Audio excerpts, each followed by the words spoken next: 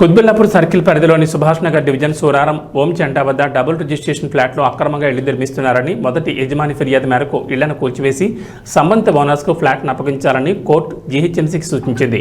Court ఉత్తర్వుల మేరకు GHMC సిబ్బంది అక్రమ నిర్మాణాన్ని జేసీబీల సహాయంతో కూలుస్తున్న సమయంలో తీవ్ర వాగ్వాదం చోటు చేసుకుంది.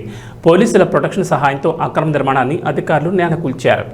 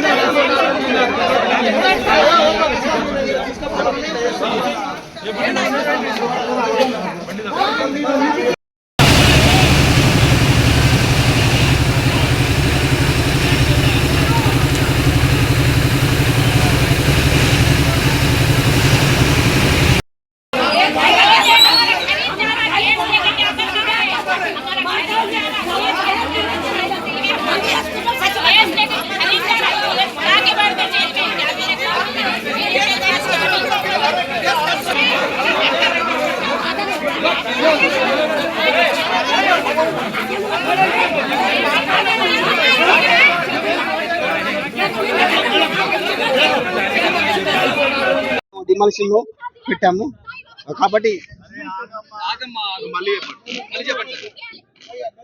ఈరోజు మన ఎస్టీఎఫ్ టీము ఏదైతే ఈరోజు సూరారంలో ఇల్లీగల్ కన్స్ట్రక్షన్ మీద హైకోర్టు డైరెక్షన్ ప్రకారంగా మనం డిమాలిషన్ చేస్తున్నాము. ఇది ఇల్లీగల్ గా కన్స్ట్రక్షన్ చేశారు కాబట్టి మనం డిమాలిష్ చేస్తున్నాం. అది కాదు సార్, మరి ఇప్పుడు ఇది కన్స్ట్రక్షన్ అయ్యేంత వరకు మీ అధికారులు ఏం చేస్తున్నారు సార్? టౌన్ ప్లానింగ్ అధికారులు ఏం చేస్తున్నారు? పూర్తిగా కన్స్ట్రక్షన్ అయ్యేంత వరకు ఏం చేస్తున్నారు? ఆల్రెడీ మేము నోటీసెస్ ఏవైతే ఇల్లీగల్ కన్స్ట్రక్షన్ ఉంటే నోటీసెస్ కూడా అయినా ఒక లేడీ పేరు మీద ఇల్లీగల్ కన్స్ట్రక్షన్ పర్మిషన్ లేదని చెప్పేసి హైకోర్టును సంప్రదించడం జరిగింది. దానికి రజిత అనే అమ్మాయి దానికి తోడు ఏం చేసిండు, సాయిబాబా అనే town planning section ACP officer గారు వీళ్ళకి చదువు రాదు, ఖాళీ బాండ్ పేపర్ తీసుకురా అని చెప్పేసి తీసుకొచ్చి దాని మీద సంతకం తీసుకున్నాడు. వీళ్ళు హైకోర్టును కూడా మళ్ళీ ఆశ్రయించడం జరిగినప్పుడు ఏమైందంటే లాయర్కు జడ్జి ఏం చెప్పిందంటే మీరు ఆల్రెడీ వాళ్ళు డెమాలిష్ చేసుకుంటామని చెప్పేసి ఆ బాండ్ పేపర్ ఇచ్చారు, మీకేందని చెప్పేసి హైకోర్టులో జడ్జి చెప్పింది.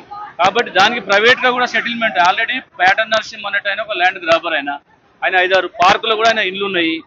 మరి ఇది ఎంతవరకు కరెక్ట్, ఇది సమంజసము? ఏదో జిహెచ్ఎంసీ అధికారులకు కూడా తప్పు ఉంది కాబట్టి ఏదో నామమాత్రంగా కొన్ని హోల్స్ పెట్టేసి హైకోర్టు కంటెంప్ట్ ఆర్డర్ కాబట్టి వెళ్ళిపోవాలి. మరీ కసి కట్టినట్టుగా దౌర్జన్యంగా వాళ్ళతో కొలీడ్ అయిపోయి వాళ్ళతో డబ్బులు తీసుకొని ఈరోజు ఇంత దౌర్జన్యం చేయడం అది సమంజసం కాదని చెప్తున్నా. ఆల్రెడీ ప్రైవేట్ సెటిల్మెంట్లో కొంతమంది నాయకులు 40 లక్షలు డిమాండ్ చేశారు, వాళ్ళు 25 లక్షల వరకు వాళ్ళు ఇస్తామని కూడా చెప్పారు.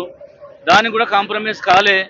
దానికి మాకు మొత్తం మా ప్లాట్ వాళ్ళ ప్లాట్ కాదు, వాళ్ళ ఫోర్జరీ డాక్యుమెంట్స్ వాళ్ళవి.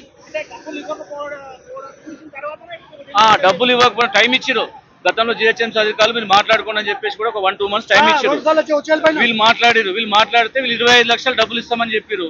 వాళ్ళు 40 లక్షలు మాకు కావాలని చెప్పేసి వాళ్ళు ఆల్రెడీ ఫోర్జరీ బ్లాక్ మెయిలింగ్.